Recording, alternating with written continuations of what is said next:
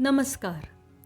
Panchatantra episode 5 मित्र भेद की कहानी को आगे सुनने से पहले मैं आपको पुनः बताना चाहूँगी कि चूँकि ये सीरीज़ विष्णुदत्त शर्मा द्वारा संस्कृत में लिखित पंचतंत्र का हिंदी भाषा रूपांतरण है, तो हो सकता है कि आपको इसकी हिंदी समझने में कठिनाई हो। अगर ऐसा है तो कमेंट सेक्शन में बताएं, मैं हिंदी को और सरल बनाने का प्रयास करूंगी। वैसे अगर आप किसी भी एपिसोड को वापस सुनेंगे तो उसका अर्थ समझना आसान हो जाएगा। किसी भी स्कूल कॉलेज में यह ज्ञान नहीं दिया जाता जो उस समय के महान शास्त्रविज्ञों ने अपने लाइफ एक्सपीरियंसेस के आधार पर इन किताबों में उतार दिया है। अतः मौलिकता बनाए रखने के लिए मैं भाषा से छेड़छाड़ नहीं कर रही हूँ। तो करटक और दमनक की कहानी को आगे बढ़ाते हुए सुनते हैं। जो राजा सेवकों के सेवा आदि गुणों को नहीं जानता है, अर्थात सेवकों का गुण अनुसार सम्मान नहीं करता है, उस राजा के आश्रय में विद्वान व्यक्तियों को नहीं रहना चाहिए, क्योंकि अच्छी प्रकार से जोते बोए जाने पर भी ऊसर भूमि से जैसे फल की आशा नहीं की जा सकती, उसी प्रकार उस राजा से भी उचित सम्मान आदि की आशा नहीं की जा सकती है। सेवा गुणों से युक्त नृपति अर्थात राजा यदि निर्धन भी हो तब भी उसका आश्रय ग्रहण करना उचित है, क्योंकि कालांतर में समृद्धमान होने के बाद वह सेवक को आजन्म सुख प्रदान कर सकता है। विद्वानों के लिए ठूंठ वृक्ष की तरह एक स्थान पर निश्चल रहते हुए भूख से पीड़ित होकर सूख जाना अर्थात जीवन समाप्त कर देना अच्छा है, किंतु विवेकहीन राजा से जीविका की आशा करना ठीक नहीं है।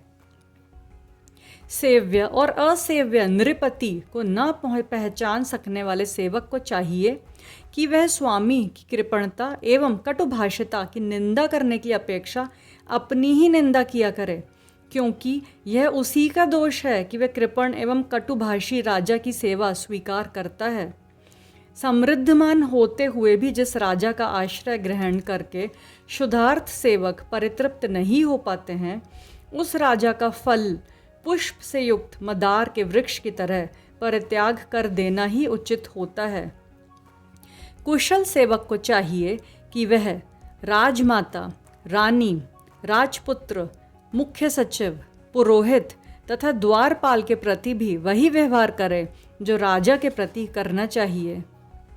कर्तव्य तथा अकर्तव्य के निर्णय में चतुर राज सेवक को चाहिए कि वह राजा की आज्ञा प्राप्त करने पर महाराज चिरंजीवी हों यह कहकर नम्रतापूर्वक उसे स्वीकार कर ले और बिना किसी हिचक के राजा की आज्ञा का पालन करे। इस प्रकार का आचरण करने वाला राज सेवक ही राजा का प्रिय पात्र बन पाता है।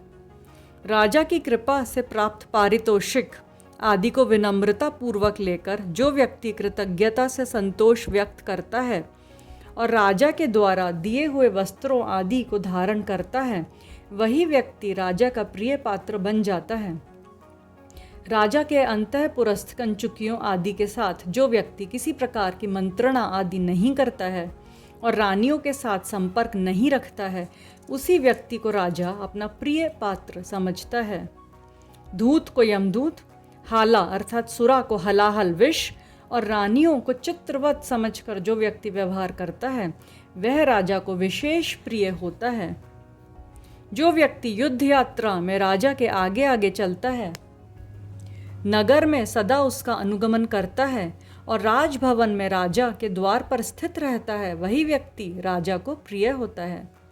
जो व्यक्ति अपने को राजा का प्रिय तथा आज्ञाकारी समझकर आपत्ति काल में भी मर्यादा का अतिक्रमण नहीं करता है, वह राजा का प्रिय पात्र होता है।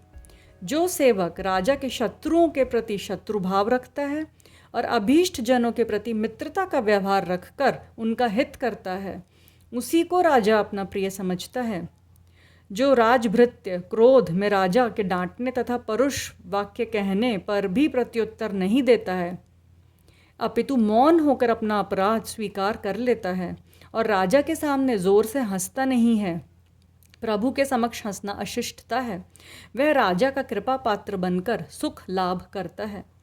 जो पुरुष निर्भय होकर प्रभु की आज्ञा से भेजे जाने पर रण को शरण और प्रवास को स्वगृह समझता है, उसी व्यक्ति से राजा सदा संतुष्ट रहता है।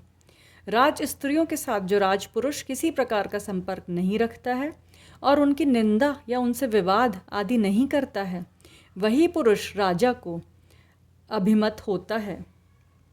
आगे करटक ने पूछा, आप वहाँ पहुँचकर सर्वप्रथम कहेंगे क्या, ये तो बताइए। तो दमनक ने क्या जवाब दिया, ये सुनेंगे अगले एपिसोड में। सुनने के लिए धन्यवाद।